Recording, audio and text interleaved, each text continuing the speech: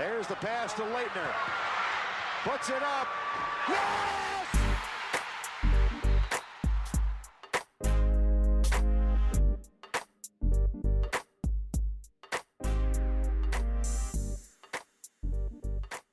Hello, everyone. Welcome to the Cameron Chronicles. I'm your host, Ranjan Jindal, here with my co-host, Caleb Dudley. Caleb, how are you doing this afternoon? I'm good. How are you? Doing great. We have two special guests on the show this afternoon, Jonathan Levitan and Micah Hurewitz, two of our basketball beats that covered Duke UNC last weekend over in Chapel Hill. We'll talk about that and Duke's win over Notre Dame Wednesday. So just a little bit of a recap for this past week in Duke basketball. So Duke went over to Chapel Hill and lost 93-84 to the Tar Heels in a really high-scoring affair, and then bounced back in the first of a three-game homestand against Notre Dame and won 71-53. So we'll recap those two games to kind of talk about the state of ACC basketball right now as a whole. And, we're getting close to late February, March when bracketology and, March Madness is coming up. So we'll talk about that and then preview the Boston College game this weekend at home. So just to start off, Jonathan and Mike, I know you guys were in Chapel Hill. Was this your first time in the Dean Dome? First time? It was for me. That place is massive. Even knowing about it, reading about the size of it, it's kind of a shock to walk into a college arena and see the size of that place. What about you, Micah? Yeah, I mean, it was loud in there. I knew that it was going to be a passionate crowd for sure. But I think they really brought it and changed the environment for that one. Gave UNC a big head start. Yeah, definitely. And as far as takeaways, we'll kind of go through and talk about what we thought were some key things, key reasons for the defeat. Jonathan, I'll start with you. What do you think made the biggest, difference for Duke? I think that first off, they had trouble slowing down the game in a way that would have played into their hands against a really good defensive team like North Carolina. The first half was really weirdly fast-paced. Duke didn't shoot a free throw until the first few minutes of the second half. And I think it's hard for Duke to put that one on the refs. They were taking a lot of outside shots and not making a living in the paint like we've seen them do a lot of the time. But I think the place that UNC really separated itself, aside from the free throw line, was the three-point line. Duke's three-point defense has been pretty good. Nothing special in the ACC, pretty middle of the pack. But it was a problem on Saturday, especially against Harrison Ingram, who I believe, I'm trying to pull it up right now, I think he was 5 of 9 or 5 of 8 from beyond the line. Had a career night. 5 of 9. Yeah. In his first night in the rivalry, he was great, and he had quite a few open looks. I think specifically with the way Duke plays with 3 guards on the court most times, often 4, preventing those open looks, even if they are going to hit those looks with a hand in their face, it's got to be a priority. It has to be a strength, not just something they can neutralize. Yeah, for sure. And you mentioned the pace. I was going to talk about that a little bit, just because the backcourt had really been coming together for Duke these past few weeks. And I thought that, that backcourt would be able to slow down the pace of the game. And, Duke was like in the 40th percentile of pace, I think, coming into the game. And they just weren't able to do that. And a big cause of that was, live ball turnovers. Especially, in the first half, that really led North Carolina, to get out and run with the ball and go down and score, get the crowd energized. They had 6 turnovers in the first half, which isn't like a crazy amount, but I feel like it was the type of turnovers. There were very often, runouts for North Carolina. And then even when North Carolina got on the defensive glass, they pushed it and were able to get out in transition and, play to their game. And Duke wasn't able to kind of respond and slow down. So I think that did, play a big part in the pace and the feel of the game. And, like you guys talked about, the energy, that was a big factor in North Carolina winning the game. Yeah, and Duke wasn't forcing many turnovers themselves. Right. And I think they would have loved to have those same opportunities that North Carolina did to push the ball down the court and get, one-on-one looks. They drew a lot of fouls that way in the open court. I think Proctor probably picked up 2 or 3 fouls trying to contest guys running on a fast break. So, yeah, that definitely killed Duke as well. I will say that I know it wasn't R.J. Davis's biggest night in terms of scoring. It was a big focus of the Duke defense to limit him. Proctor, even though he didn't show up on the offensive side of the ball in the box score very much, did a really good job on him. Indeed. But he played really mistake-free basketball. And when you give up those points in transition, those live ball turnovers like you're talking about. It's really hard to get those back against a team like UNC, which not only has a great defense, but has one of the best guards in the country who can help them limit those careless plays. Yeah, and I think one of the keys that we haven't mentioned about that game was Armando Bacot. Obviously, he's a major figure in the North Carolina lineup, and what he was able to do, I think, somehow, I mean, all of the attention obviously was on RJ Davis, one of the leading scorers nationally. Harrison Ingram, who came out hot, was hitting some threes, but I think some of those looks wouldn't have been possible without the kind of presence that Bacot brought. I mean, Duke was trying to double him in the post. They were trying all kinds of things. They were leaving guys open. I think Shire postgame said that they were, trying to take a couple gambles there, trying to close off Bacot, and they got burned. And he had, again, one of his best games of his career. To have 25, 10, and 5 on 10 of 13 shooting in a UNC Duke game is remarkable. So yeah, I think Shire and Davis and Hubert Davis definitely admitted that he was a central part of that game. Yeah, and kind of going off that, I think you talked about Shire saying that they were taking some gambles, and outside of Ingram, Davis, and Bacot, UNC doesn't really have a lot of proven guys that can prove to be a factor on offense all the time. But credit to them, they're role guys, and on Saturday they really stepped up. Cormac Ryan hit a couple threes. Elliot Cadeau played really good running the floor for UNC, and even like guys like Jalen Withers and Jalen Washington gave them good minutes. So credit to them as a roster, played a great game. Seth Trimble, too, was really good in transition and brought a lot of energy to the guard room and spelled Davis and Cadeau a little bit as well. So, yeah, really deep performance from North Carolina. Micah, I know you have some interesting stats and takeaways from the game about Filipowski, but go ahead with those. Yeah, I mean, I think, Filipowski finished with 22 points on 9 for 17 shooting from the field, 1 of 6 from 3, 3 of 5 from the free throw line.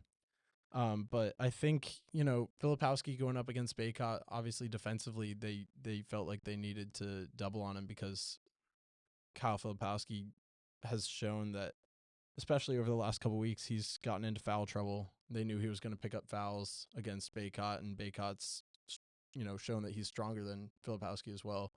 And they weren't going to, put him up there one-on-one against him.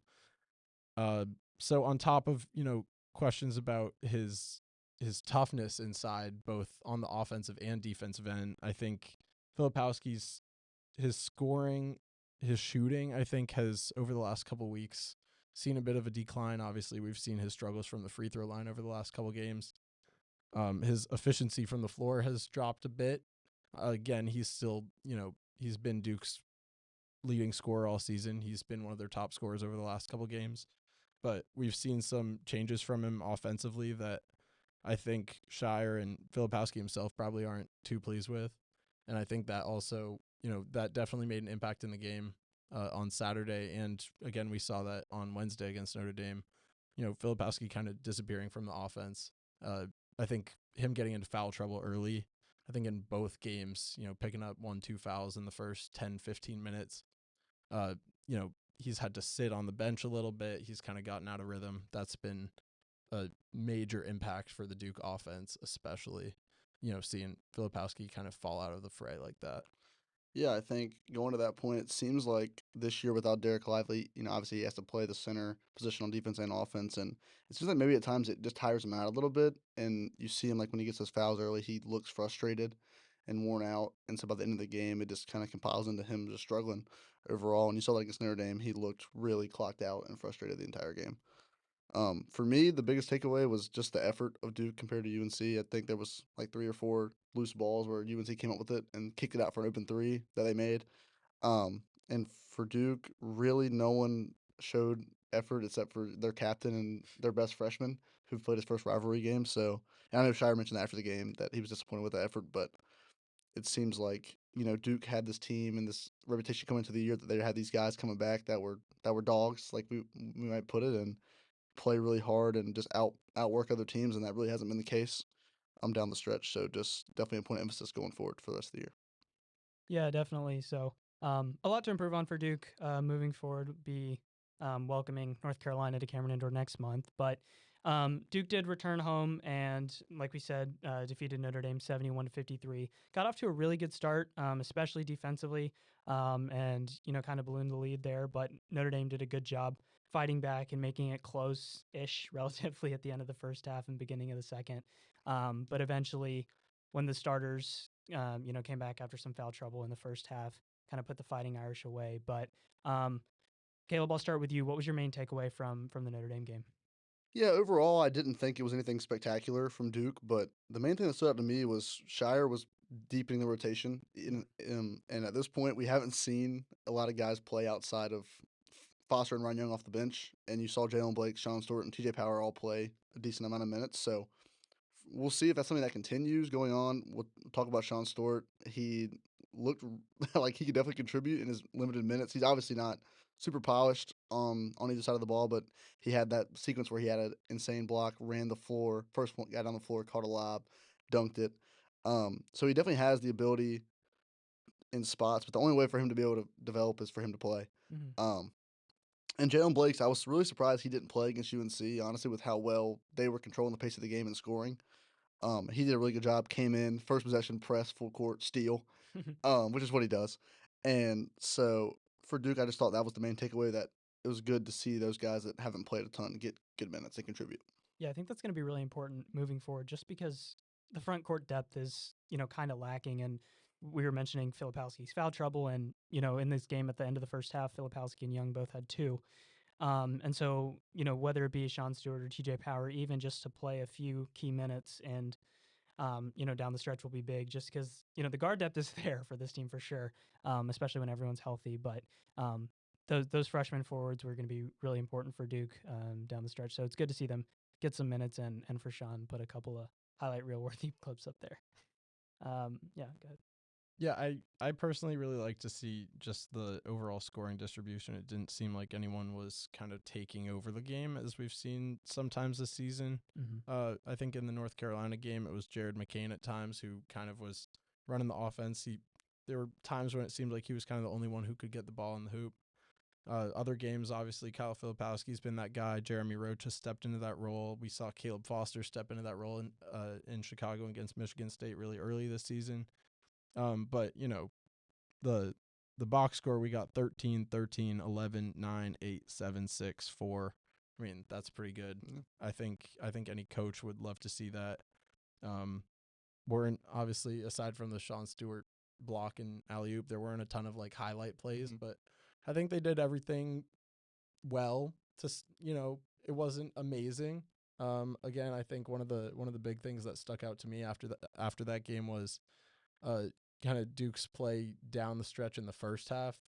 I think some people I've seen have on social media have pointed out, Duke's play in the last couple minutes of first halves. They've dropped a lot of points and a lot of leads have become very small, or they've fallen behind in the last couple minutes of first halves, and that's something they'll have to work on. But I mean, against Notre Dame, they were able to flip the switch back on in the second half and cruise away. But I don't know if they'll be able to do that against some of the teams they're facing down the stretch here, especially on the road. Yeah, you have anything? Yeah, I just want to add that I think that a game like this against a Notre Dame team that is now 2-10 in the ACC, without a lot of veteran talent and with a first-year head coach, it's kind of exactly what you want after a game like UNC, which is both emotional. It's a top 10 matchup against your biggest rival, and crushing. Sets you back a step. And it's also not really what you want, because you can't really get a feel on whether you have righted the wrongs that held you back in your last outing. And I know that Shire spoke post game after North Carolina about wanting more from Tyrese Proctor in particular. And I thought Tyrese he had a good game on Wednesday night. It just wasn't the kind of game where Duke needed anything more from him than what he gave. I think we're in an interesting place where Jared McCain has really come on in a big way, and he and Roach are commanding the backcourt. Where does that leave Proctor and these 3 guard lineups that Duke really likes to run? I'm looking forward to checking that out on Saturday against Boston College, and I thought the results were encouraging on Wednesday night, and they have been all season. He's had a very good season. It's just that I'm curious how these lineups go. We saw against North Carolina on an interesting night for Filipowski what that can look like when you have 3-4 guards out there at one time. So I'm rambling a little bit, but that's what I noticed against Notre Dame and what I'm gonna keep looking out for. Yeah, going back to Micah's point, I just found you said social media, people talking about in the first half, and I just found this tweet that I saw during the game. Duke was -5 in the last 5 minutes of the first half against Notre Dame. It's the seventh straight game where Duke's lost the final stretch of the first half by 5 or more. And I'm assuming it's from the under 8 timeout through the rest Okay. into the first half. Hmm. So that is, to be straightforward, not good. And for Duke, that just cannot happen against, especially they have this road trip coming up, this gauntlet of Florida State and Miami, and play Wake twice, who's a very good team. And if they want to come out of that undefeated or just with one loss, they cannot do that. Yeah, I know a lot of coaches talk about that, like middle 8 between the last 4 minutes of the first half and the first 4 of the second half. So that'll be really important. I wonder how much of that is that foul trouble that we're talking about when a lot of the starters aren't playing those last few minutes of the first half. That'll be something interesting to see. But nonetheless, that is something that Duke will need to improve on.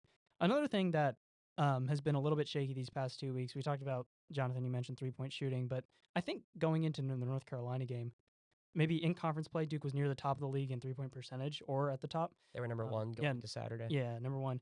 And then the North Carolina game wasn't great. And then like 4 for 18 from 3 against Notre Dame, 22% is just, I mean, teams are going to have bad games from 3. That's fine. But that's going to be something interesting to see, just because when you have those guard lineups where all these guards can shoot the ball really well at times, if they all bring it together and can shoot well, this is a dangerous offensive team. But at the same time, if you don't produce from behind the arc, it can be hard to get points on the board.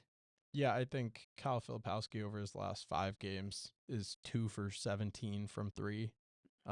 We've seen McCain and Roach are still playing really good from outside. Roach isn't the highest volume 3-point shooter, but I got him at number 35 nationally in 3-point percentage on KenPom. And McCain is at 40%. Proctor, a big step from last year at 37%. Foster shooting 40%. Flip, also a big step up from last year at 35%. But over the last couple of weeks, we've seen a lot of those numbers from those guys drop a bit.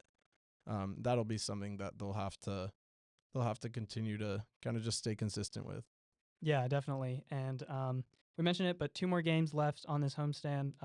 Boston College will come to Cameron Indoor Saturday, and then a quick turnaround Monday, welcoming Wake Forest, who is a very dangerous team playing well. We'll talk about those in a little bit. But right now, we'll do our little ACC stock up, stock down, get into that time of year where every one of these conference games matters for tournament seeding and brackets and stuff like that. So, Caleb, I'll start with you. Yeah, for me, stock up. I think it's Pitt. They've won 3 games in a row, and they've kind of been playing the spoiler to teams that are right there on the bubble for the ACC. I know the ACC has been getting kind of a bad rap in the media for being a weak conference, but it's not a weak conference. I think there's 5 teams in the top 35 in the net, second most of any conference in the country.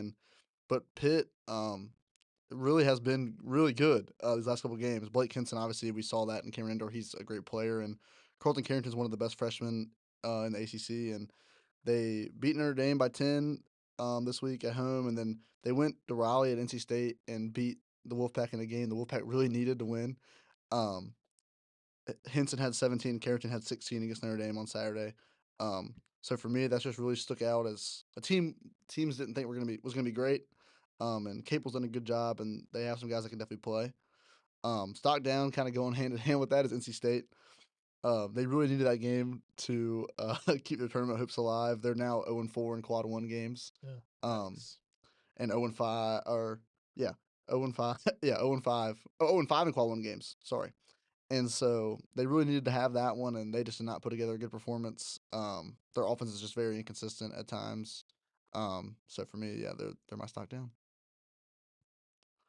I was gonna say this is an easy one for me. Virginia, with what they did to Miami the other day, is the stock up team of the month. Maybe they're neck and neck with Duke They control their own destiny in the ACC. If they win out, they win the conference, the regular season title. They have they're sitting at 9-3 in the conference, and Carolina's at 10-2. Duke is right behind at 8-3, even in the loss column. But I think the play of Ryan Dunn has been pretty incredible to watch. We knew they had one defensive stopper in Reese Beekman, and Ryan Dunn had a great freshman season, but we never really should have doubted that Virginia would have one of the best defenses in the country, and they're gonna have a chance to play Duke and North Carolina down the stretch and become a bona fide top 25 team and maybe even ACC champs. Going off of that, I think obviously you think Virginia defense, you think Reese Beekman is the guy to kind of hold it down for them the last couple of years, and I think there's a case to be made that Ryan Dunn might win ACC Defensive Player of the Year over Reese Beekman, which at the start of the year would have caught me way off guard. So yeah, Virginia's been great, and maybe learned the lesson never to doubt a Tony Bennett led team. They always find a way to either win the ACC regular season or be right there at the end of the season. So Yeah, I think their bigs as well have been great. Jake Groves and Jordan Minor.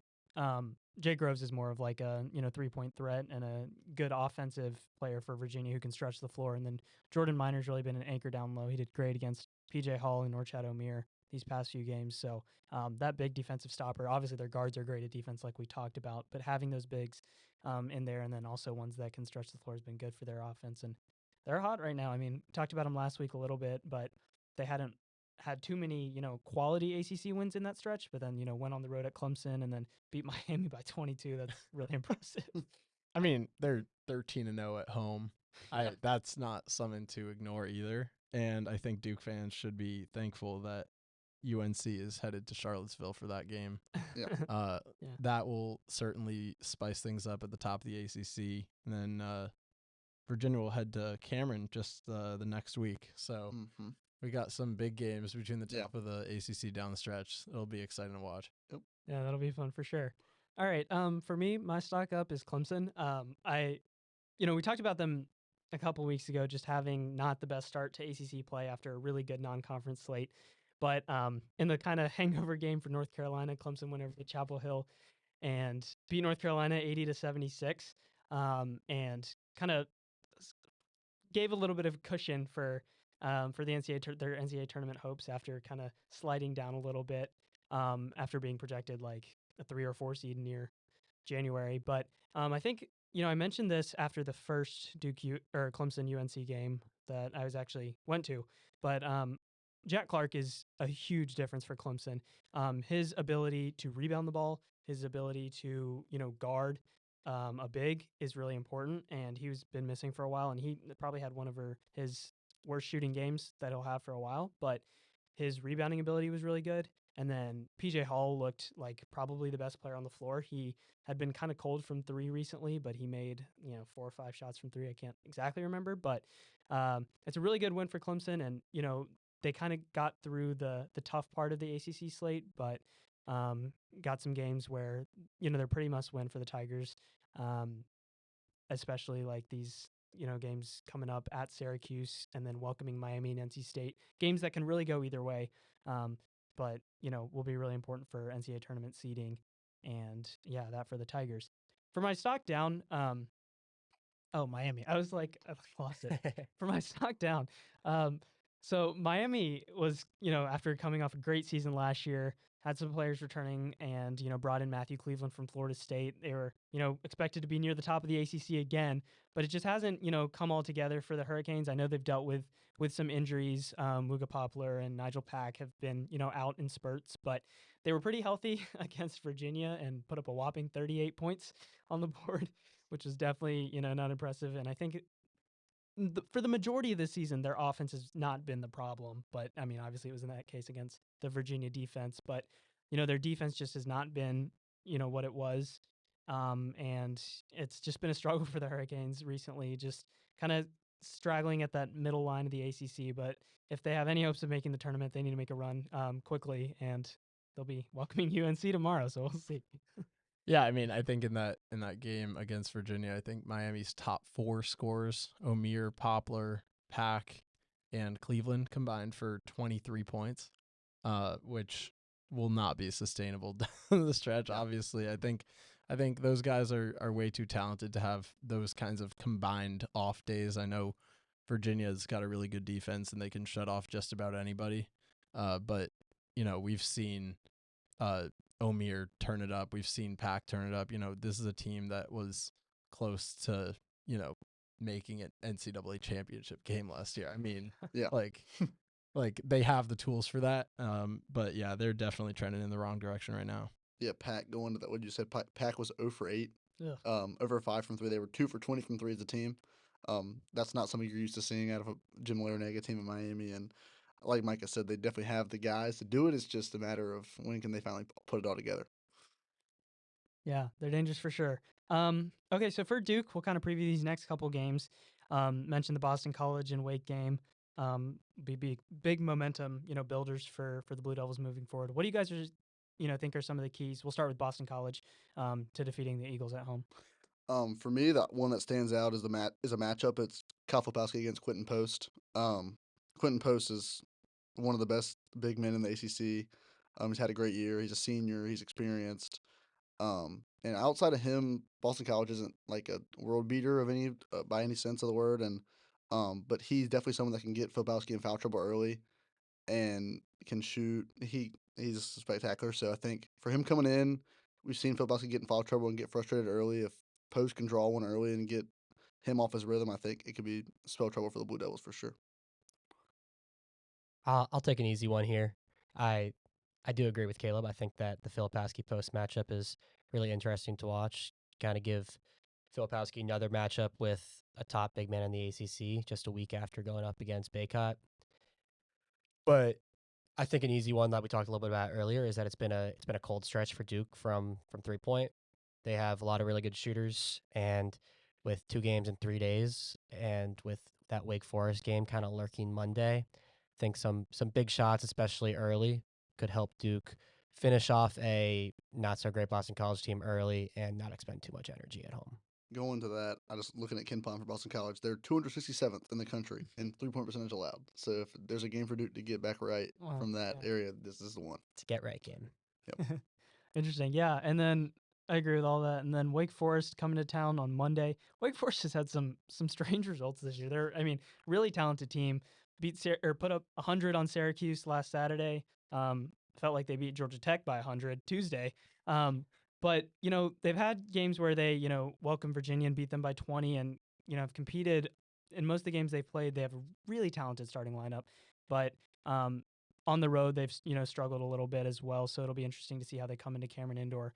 But for me, that game is just a lot about Duke's defense, because Wake is gonna put up a lot of points. They're going to move the ball. They got shooters. Cam Hildreth is a great shooter and a really good backcourt that can score. But for Wake Forest, their defense has been, not great. So Duke will have to capitalize on that.